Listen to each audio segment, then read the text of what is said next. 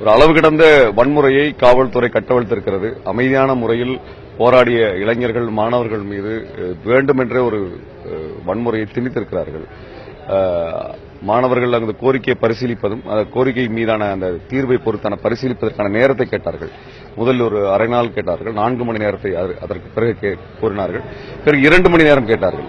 அவ்வளவு பெரிய ஒரு கூட்டத்தை கலைப்பதற்கு, அதாவது அவங்க வந்து அதை பரிசீலிச்சு பிரிஞ்சு போவதற்கான நேரம் தேவை. அவங்க வழக்கறிஞர் வச்சு நாங்க பார்த்து என்னன்றதை புரிஞ்சுட்டு சொல்றோம் சொன்னதுக்கான நேரத்தை கொடுத்திருக்கலாம்.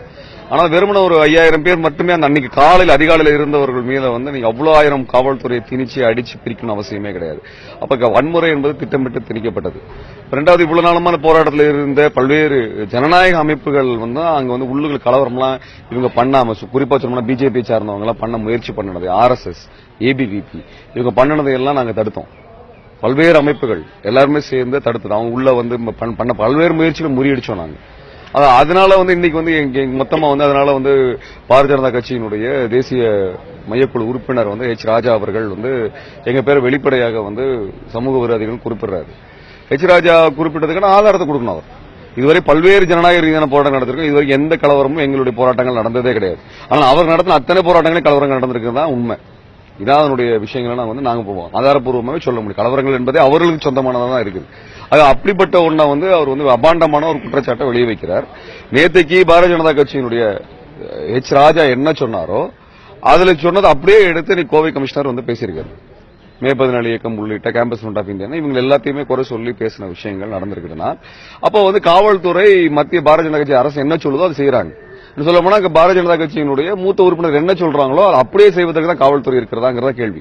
எனக்கு காவல்துறை எப்படி நடந்து கொண்டது, எவ்வளவு வன்முறையாக நடந்து கொண்டது என்பதை எல்லா ஊடகங்களிலும் இன்னைக்கு வந்து காணொலியாக வீடியோ வருது. வீடியோ நீங்க வந்து உருவாக்க முடியாது. நடந்த விஷயங்களை வந்து எடுத்து வெளியே போட்டிருக்காங்க. 7 நாட்கள் அந்த இளைஞர்கள், மாணவர்கள் எப்படி இருந்தாங்க அப்படிங்கறதை உலகம் பார்த்துச்சு. அவர் வன்முறை செய்ய வேண்டிய அவசியம் இருந்தா முதல் நாளே செஞ்சிருக்க முடியும். அப்படி செய்யல. ஆனால் இறுதியில வந்து காவல்துறை வந்து வன்முறை திணிக்கிறாங்க. அது வந்து நீங்க அன்னைக்கு காலைல 5:30 மணிக்கு ஆரம்பிச்சோம்னா 7 மணி வரைக்கும் என்ன நடந்ததுங்கிறத உலகமே பார்த்துச்சு. வீடியோல இருக்குது. அப்ப வன்முறை அவர்கள் மேல திணிப்பதற்கு என்ன இருக்கு? உண்மையாலுமே அங்க இருக்கக்கூடிய பெண்கள், குழந்தைகள், முதியவர்கள், கர்ப்பிணி பெண்கள் இவர்கள் மீதான ஒரு அடிப்படை அவருடைய மனித உரிமை, மனித நேயம் ஏதாவது இருந்ததுன்னா குறைஞ்சபட்சம் அவங்க கலைஞ்சு போவதற்கான நேர அவகாசத்தை கொடுக்கணும். முழுக்க முற்றுகை விட்டதுக்கு பிறகு அவர்கள் கடலை நோக்கி தான் தள்ளுனீங்க. உண்மை அதுதான். அவங்க தப்பிச்சு போகக்கூடிய இடம் வந்து கடற்கரை நோக்கியா தான் இருந்தது. அதான் அந்த மாதிரி உள்ள போனாங்க. இப்படிதான் வந்து ஒரு இடத்தை வந்து அவங்க மேல பண்ணீங்க.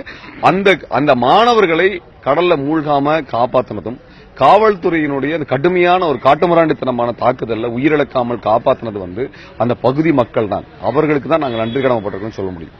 அங்க இருக்கக்கூடிய நொச்சிக்குப்பம் பகுதி, நடுக்குப்பம் பகுதியை சார்ந்தவர்களோ அல்லது பட்டணப்பாக்கத்தை சார்ந்தவர்களோ இவர்கள் இல்லை என்றால் மிகப்பெரிய அளவுக்கு மனித உயிர் சேதம் நடந்திருக்கும். இதுதான் உண்மை. அது இல்லைன்னா வந்து இவரை காப்பாத்திருக்கவே முடியாது. அப்ப அவர்கள் வந்து அந்த மக்கள் வந்து தன் பிள்ளைகளாக இந்த குழந்தைகளை வந்து காப்பாத்தினாங்க. அவங்க இதுதான் இன்னைக்கு வந்து இன்னைக்கு அதனால என்னன்னா அவர்கள் மேல வந்து அவருடைய உடைமைகளை சேதப்படுத்துறது அப்படிங்கறத வந்து எப்படி புரிஞ்சுக்கிறது? அவர்களை தாக்குவது, அவர் உடைமைகளை சேதப்படுத்தணும் அவசியம் என்ன இருக்கு? ஒரு கார் இருக்கு, பைக் இருக்கு, ஒரு ஆட்டோ இருக்குன்னா பைக்கை உடைக்கிறாங்க, ஆட்டோ எரிக்கிறாங்க, ஆனா கார் வந்து எதுவும் பண்ணல. அப்படின்னு என்ன அர்த்தம்னா திட்டமிட்டு கார் வச்சிருக்க ஒரு பணக்காரன் அவனை தொந்தரவு பண்ண வேண்டாம். ஒரு ஆட்டோ ஓட்டக்கூடியவர் அவர் வந்து ஒரு உழைக்கும் வர்க்கமா இருக்கிறாரு, அவரை அடிச்சு நொறுக்கிறது, இந்த இருசக்கர வாகனத்தில் வந்து அதை வந்து அடிச்சு நொறுக்கிறது, இதுதான் வந்து காவல்துறையினுடைய மனநிலையாக இருக்கு. நான் என்ன கேட்கிறேன்னா, ஒரு கூட்டத்தை கண்ட்ரோல் பண்ணணும்னு நினைக்கிறீங்க அப்படின்னா நீங்க இயல்பா பண்ணலாம். அண்ணா அந்த போராட்டத்தில் வந்தவங்க அத்தனை பேருமே மைக்ல சொன்னா கேட்கக்கூடிய மனநிலையில தான் இருக்கிறாங்க. அங்க யாரும் தலைவர்கள் கிடையாது, யாருமே தலைவர்கள் கிடையாது. அவர்களா இயங்கினாங்க, அவர்களா தங்களை பாதுகாத்தாங்க, அந்த இடத்தை அவங்களா சுத்தப்படுத்தினாங்க. அவங்க உடம்பு முடியாத அவங்களே வந்து பார்த்து எல்லாமே பண்ணிக்கிட்ட ஒருத்தங்களை நீங்க தடி கொண்டு உடைக்கணும் அப்படிங்கிறது எந்த வகையில? நீங்க ஒருத்தரை வந்து ஒதுக்கலாம், கையை பிடிச்சி நகர்த்தி ஒரு இடத்துல அப்புறப்படுத்தலாம். ஆனா அதை வச்சு அடிக்கணுங்கிறது வந்து தாக்கணுங்கிறது என்னவா பிடிச்சிக்கிறது? ஒருத்தர் தாக்குறது அப்படிங்கிறது இருக்குல்ல, தாக்குறதுங்கிறது உள் நோக்கம் தான் தாக்க முடியும். நான் வந்து தள்ளுங்கப்பா அப்படின்னு சொல்றதும், ஓரமா நில்லுங்கன்னு சொல்றதும், அதை கிடந்து அதுக்கு மேலதான் உங்களுக்கு கொண்டு போய் நகர்த்தி வைக்கிறதுக்கான வலிமை எனக்கு இருக்குது, அதுக்கான ஆட்கள் அங்க இருக்கிறாங்க. ஆனால் வந்து உங்களை அடிச்சு, உங்களை உடைச்சி, உங்க இதை வந்து மண்டையை உடைக்கி இதெல்லாம் பண்ணணும்னா தமிழ்நாடு முழுவதும் இருக்கக்கூடிய அனைத்து மக்கள் மீது நடத்தப்பட்டதனால் என்னன்னா தமிழர்கள் திரண்டு தங்கள் கோரிக்கையில் வெற்றி பெற்றிருக்கிறாங்க. இது வரைக்கும் தமிழ்நாடு இந்திய வரலாற்றில் இப்படி ஒரு போராட்டம் நடக்கல. ரொம்ப அமைதியா நின்று உட்காந்து ஒரு இடத்துல உட்காந்து வெறும் முழக்கத்தின் மூலமாக ஜெயிச்சிருக்கிறாங்க. இந்த வெற்றியை மாணவர்கள், இளைஞர்கள் தமிழ் சமூகத்தை கொண்டு வந்து நிறுத்தியிருக்கிறாங்க. தமிழ்நாடு முழுவதும் இந்த மாதிரி ஒன்று எழுச்சியில் நினைச்சு. ஆக இந்த வெற்றி மனநிலையை தமிழர்கள் கொண்டாடக்கூடாது அப்படிங்கறதுல மத்திய அரசும் அதற்கு துணை நின்ற மாநில அரசும் காவல்துறையும் சேர்ந்து சிதைச்சிருக்கிறாங்க.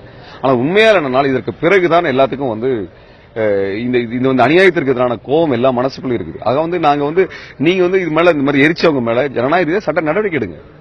காவல்துறையை சேர்ந்தவங்க அங்க நண்பர்களாக பார்த்தாங்க, உறவினர்களாக பார்த்தாங்க, கொண்டாடினாங்க மாணவர்கள் எல்லாமே. நீங்க தேசிய கீதம் பாடணும்னு அடிச்சீங்க அப்படின்னா தேசியத்தின் மீதான நம்பிக்கை என்னவா இருக்குங்கிறதா, காவல்துறை நம்பிக்கை என்னவா இருக்குதுங்கிறதா நீங்க காட்டியிருக்கிறீங்க. எல்லா வீடியோலயும் வருது. பாட்டு தேசிய கீதம் பாடுறோம்னு அடிக்கிறீங்க, அமைதியா காலை பிடிச்சு கெஞ்சணும்னு அடிக்கிறீங்க. அப்ப இதுதான் அரசினுடைய மனநிலை. அரசு வன்முறை செலுத்துகிறது, காவல்துறை வன்முறையை செலுத்துகிறது. இதுதான் இன்னைக்கு அம்பலமாகி இருக்கு. ஆக இன்னைக்கு இந்த மாணவர்களை அடிக்கிறது, நொறுக்கிறது, இந்த பாதுகாக்க வந்த மக்களை அடிச்சு நொறுக்குவது என்பது ஏற்றுக்கொள்ள முடியாதது. இது சட்டத்திற்கு புறம்பானது. இப்ப சட்டவிரோத செயலை காவல்துறை செய்கிறது. இதற்கு அரசு அனுமதிக்கிறதுங்கிறதா ரொம்ப ரொம்ப மோசமானதா நாங்க பாக்குறோம்.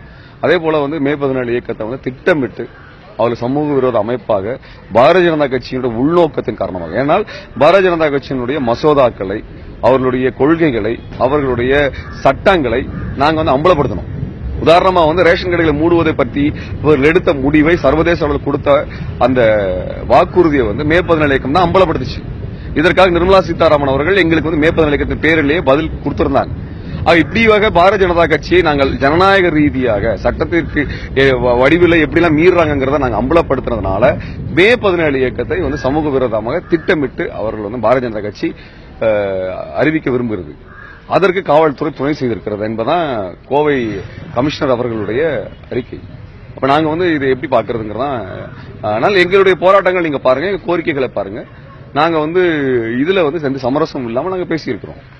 நாங்க அந்த மாணவர்களிடத்துல அவர்களுக்கான வேணுங்கிற எல்லா உதவியும் நாங்களும் செஞ்சிருக்கிறோம். நாங்க மட்டும் எல்லாருமே செஞ்சாங்க. ஆனா ஒரு சில நடிகர்கள் இதை சாப்பாடு போட்டுட்டு அதை சொல்லி காமிச்ச விஷயங்களையும் நாங்க அந்த மாதிரி அருவருப்பான விஷயங்களையும் நாங்க பார்த்தோம். ஆனால் இப்போது அடிப்படை வன்முறை நிறுத்தப்படணும் மட்டும் இல்ல, இந்த வன்முறை செய்தவர்கள் மீது உடனடியாக அரசு நடவடிக்கை எடுக்கணும். இல்லைனால் காவல்துறை செய்த வன்முறை அனைத்து மக்களும் பார்த்திருக்கிறாங்க, எல்லாத்துக்கும் தெரியுது.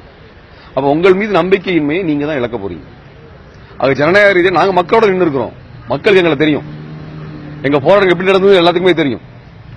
ஆக நீங்க எங்களை குற்றவாளியா சொல்றது மூலமாக நீங்க தான் அம்பலப்பட்டிருக்கிறீங்க. அதை தான் நாங்க சொல்ல விரும்புறோம். குற்றங்களை செய்வது அரசு, பாரதிய ஜனதா கட்சியினுடைய உறுப்பினர்கள், அந்த கட்சி அதனுடைய மத்திய அரசு தான். அதுதான் நீங்க அம்பலமாகி